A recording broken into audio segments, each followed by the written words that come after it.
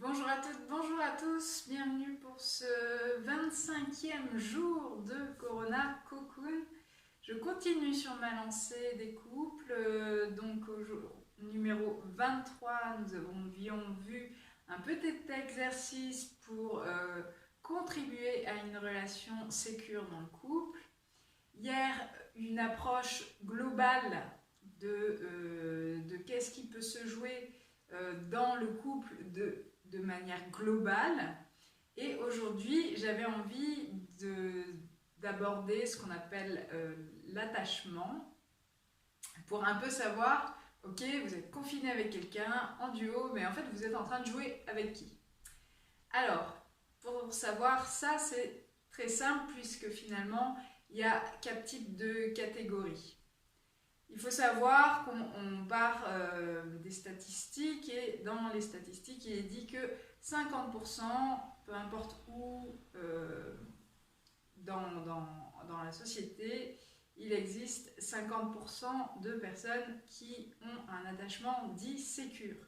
C'est-à-dire que s'il y a un peu la houle, s'il y a des hauts et des bas, la personne est suffisamment structurée affectivement, émotionnellement, pour savoir que c'est juste un moment, un passage, et va réussir à retrouver ensuite une stabilité dans son couple. Ça, c'est 50%. Les autres 50%, eux, c'est le bordel. Parce qu'il y a eu quelque chose, souvent lié forcément aux premiers attachements qu'on a eus dans notre vie, qui n'a pas été OK. Et là, il y a surtout deux grands types. Le troisième, au passage, s'appelle le désorganisé, mais je ne viendrai pas dessus. Donc là, il y a deux grands types, et typiquement, on va être dans le jeu du chat et de la souris. On a celui qu'on appelle l'anxieux. L'anxieux, lui, son type d'attachement, c'est un peu le lierre, le gui. Il a un peu envie de faire à moi, de faire fusion. C'est quelqu'un qui a eu souvent une blessure d'abandon, une peur de l'abandon, donc il va chercher à trouver tout le temps des preuves que l'autre, effectivement, l'aime bien, va pas voir ailleurs, nanana, voilà. Donc c'est un peu, là c'est notre...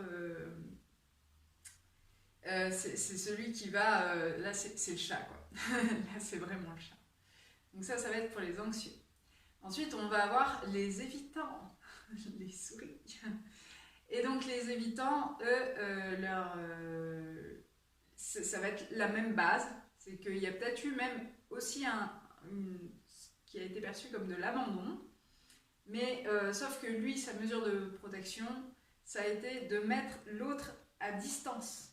C'est-à-dire, en gros, tu m'as blessé une fois, tu reviendras pas de sitôt pour t'amuser avec mon petit cœur. Et donc l'évitant, lui, il va avoir plutôt une peur inconsciente de l'intimité et il va pas trop vouloir rester trop serré-collé, hein, c'est pas trop son truc.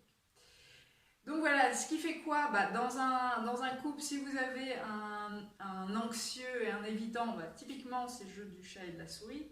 Si vous avez deux anxieux ensemble, donc c'est bien dans les liens d'attachement, hein, j'ai tendance à contracter, mais un lien d'attachement anxieux, un lien d'attachement évitant, c'est pas une personne, personne ne représente un symptôme.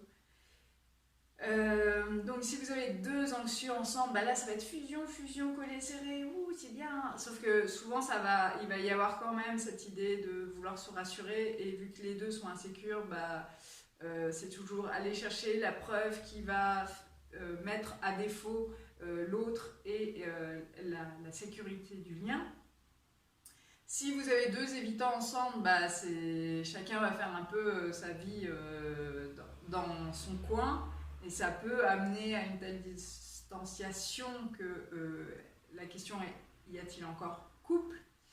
Voilà, et après il peut y avoir l'évitant avec un sécure et un anxieux avec un sécure qui là, ça va dépendre des parties, mais où ça va donner à celui qui a un attachement insécure à la base une résilience de son lien, ou au bout d'un moment ça va trop tendre la corde dans un sens ou dans l'autre.